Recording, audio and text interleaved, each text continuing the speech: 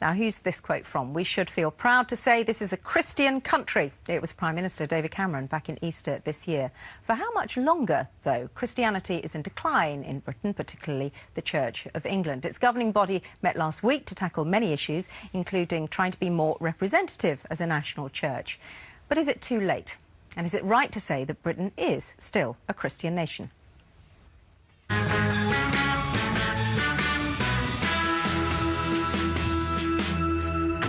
Clearly just graduated, looking wonderful. You are the future for people here in England. Who's the head of the Church of England?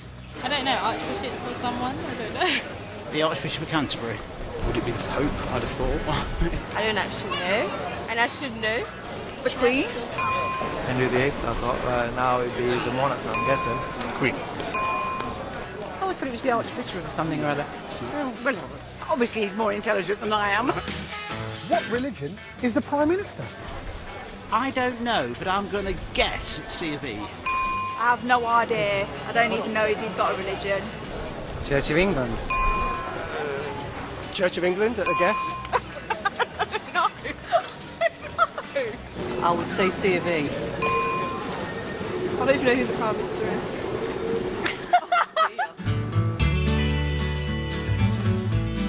Does England have a national faith or religion? I wouldn't say that England had a national faith or religion. We're a multicultural society. No. People are entitled to their own faith, whatever they choose. Yeah. We have C of E, Church of England, but we're open to all faiths and beliefs, so... Is there one, though? Is there one that defines this island that we're on? I don't think there's one singular one. I think it's a mixture. There's lots, really, isn't there? There's lots of religions. I would say Church of England, I think. And if it's not Church of England, I would say Catholic. No. Well, no, but that's what I would say. Don't mean to say I'm right. That's why we'll have a fight later. That's the best thing about Leicester, definitely, because it's multicultural. And there's so many faiths. It's difficult to have one faith because you're forcing people to believe in something that they don't want to believe in.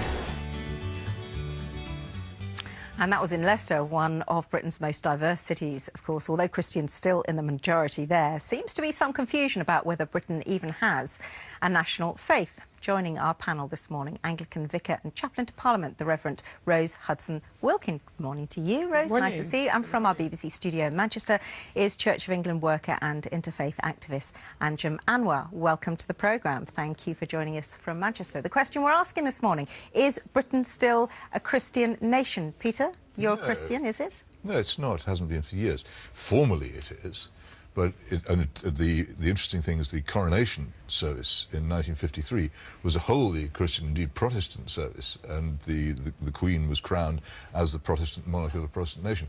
When, as will have inevitably sadly happened, the next monarch is crowned, it will not be possible to hold such a service because it will not be possible. Why? Well, because it simply will not be reasonable to claim that this is still a Protestant Christian country, or even a Christian country. It's a country indifferent to religion in the most part, and with many non-Christian religions now legally equal to Christianity in status. And the idea that we can continue to claim to be a Christian country it seems to me absurd. I wish it were not so, but it is the case. We have ceased to be a Christian country, and it's absurd to claim that we are one. Cease to be a Christian country, absurd to claim we are, Rose. I would totally disagree with that. We are a Christian country. You know, to think that you could walk into a place, let's say Saudi Arabia, and say, because there are people of other faiths there, we are no longer a Muslim country. It's ridiculous. Well, that's not the only reason I gave for that. Sure. If everybody in Saudi Arabia was indifferent to Islam, as most of the British people are indifferent to Christianity, I don't think it's true to say that most people are indifferent. I think what we have is a growth in secularism in our country, and because of that, there tends to be a defensive system that says, because, you know, there's a growing secularism, then we can't possibly be Christian still.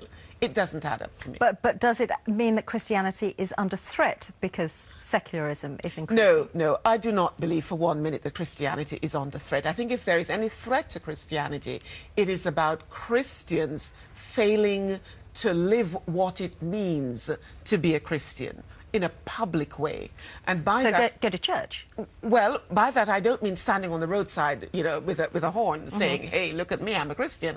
I'm talking about worshipping actively, and not just worshipping actively, but living out what it means. How do I relate to my neighbour, irrespective of whether my neighbour is Christian or white or black or pink or blue or gay or straight? How do I love the other? OK, so it's about Christian ethics then. A country that's been founded on Christian morality, that's Christian how it should... principles, and I think it is still there. OK, still there. There. Do you agree?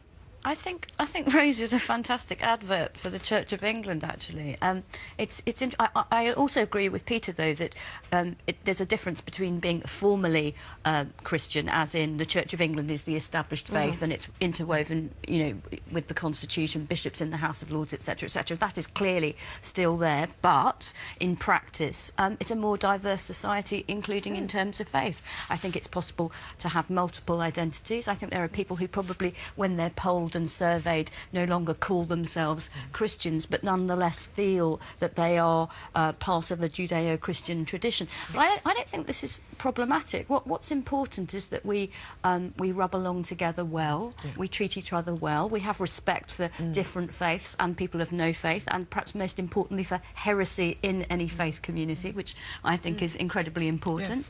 And I think people need to just chill out a little bit about some of this stuff. And so it doesn't matter whether we're a Christian country or not. The badge doesn't matter. I don't think the badge matters as much as some people do. I think, and I say this as a Jewish person, I think the Christian heritage of this country matters enormously, and I always find it rather peculiar that when these discussions take place, people still touch base with the kind of cornerstones of Christianity when they want to get married, if they want a church wedding, if they want to have a christening, at a funeral. You know, often people are buried in churchyards. The Christian principles underpin our judicial system, or the principles of fairness and justice. What concerns me is, yes, diversity is important. Yes, we need to rub along together. But there is a thin line between multiculturalism and acing everything that represents what the heritage of this country is. Now, I say this as a bystander, and I would hate somebody to cancel Christmas on my behalf. I love listening to carol services. I love the fact that there is a Christian tradition here, and it pains me as somebody who is not a Christian to see that we have to have such a kind of massive accessibility to the diverse elements of this country that we knuckle everything that represents what it is to be Christian, and I think that's a great shame, because I want to sort of celebrate that as this being the part of the heritage of the country that I live in. Andrew, and if I can just go to Andrew, because I think it's interesting as a Muslim working in a Christian community, how do you see things panning out? Do you think Christianity is declining? I think we have to be very careful here that how does one measure Christianity? If I can quote Linda Woodhead, Professor Linda Woodhead from Lancaster University, who said that yes, Christians may be leaving the church, but they're not leaving church values. So we have to be very extremely careful. We are a multi-religious society, but we have Christian values too. But are those Christian values different from Islamic values or Hindu values? Because I relate to all those love thy neighbor and looking after your elderly, looking after your neighbor. So I think we have to be extremely careful. As someone who works at a cathedral, I see the lived Christianity on a daily basis, but that is not necessarily what I see outside. Only a few days ago I was at a conference, and in 3 hours after going through sessions with some A-level students, you know, I was quite surprised that only 2 hands went up when I asked the question, do we have any Christians in this room? They may not have been actively going to the church, but when after further discussions, they held Christian values, e.g. the values that we are discussing, being kind to others. So I think it's how we measure whether we are still a Christian country, inverted commas. It's very, very yeah, it's a good important. point. How do you measure Christianity? Christianity isn't just about being kind to other people, nice though it is for people to be kind to other people. And one of the problems about Christianity is that it requires you to behave well even when you think nobody is looking, which is what most people don't do. The point about the point about any religion is that it requires you to do things you don't want to do, and requires you not to do things that you do want to do. And if you want to take one particular Christian value, which was very important in this country until recently, that is the idea of lifelong marriage, which is very tough, and which people sustained certainly until the 60s and 70s almost invariably, and has now collapsed. And there's no question about this. In the Church of England's own prayer book, it quite plainly says that you marry for as long as you both shall live until death do you part. Rose, and there's no compromise about that, but the Church itself has abandoned any kind of real defence of this, and it's collapsed. And so the fundamental Christian value on which the family is based, which is the only transmission belt by which Christianity can be passed from generation to generation, has gone. I'd like that. To pretend that hasn't happened is absurd. I think the reality is, of course, we believe that marriage is a lifelong commitment. I believe that. You know, I did a wedding yesterday, and I want to see marriage to be lifelong. But the reality is that we are faced with, if someone is beating the living daylights out of the other person, should that continue to be a lifelong relationship?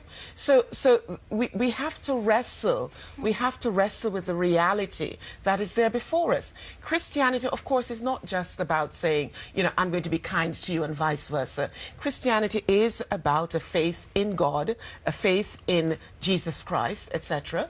And then how does that faith pan out? It is about how we then live that faith out with each other. It is about respecting the other. That means, of course, people of other religions must be allowed the space and given, I want to use the word permission, but perhaps that's not the right word.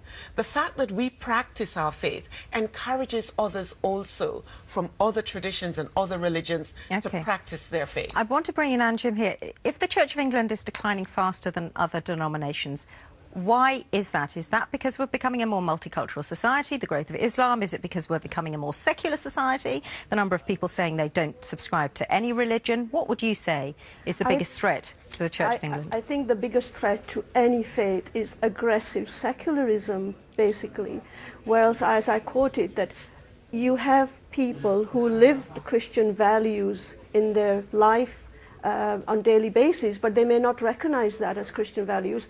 So we have to ask the question, what is happening? And we have a danger of aggressive secularism, which wants to see... What do you mean when you say aggressive secularism? Well, I think from what my understanding is that religion for an aggressive secularism says, well, you can have your religion, but keep it at home as a private affair, not in the public domain. All right. And I think that is something that is very important. And as a Muslim, I can't really hide my faith. My headscarf gives the game away immediately. So my faith living in the public domain is something that's very important for me. And I think maybe the Christian community now live their faith according to how they see it. Anjum, thank you very much. Tommy, Pleasure. quick reaction from home. Yeah, let's quickly hear from Glynis. Glynis says there are more people in supermarkets these days than in churches due to the fact that supermarkets are now open on a Sunday. David on Facebook says, I don't know a single person who goes to church. It's finished in any meaningful way in this country. And Lizzie Do on Twitter says, to the people who think it's not a Christian country, well, I guess they won't want Christmas and Easter holidays then. The problem is with one of the correspondents touched on this here is this idea of Sunday opening. You know, there's talk now of extending Sunday opening hours. We've lost, I think, as I say, as an observer, what identifies a person as a Christian, aside from going to church and all the kind of the ritualistic side. You don't have a day of rest anymore. I have one on a Saturday. You don't have one on a Sunday anymore. We're going to have this as a day of rest because we've got some lovely music coming up. For the moment, thank you very much. That's it for this morning. Thank you to the guests.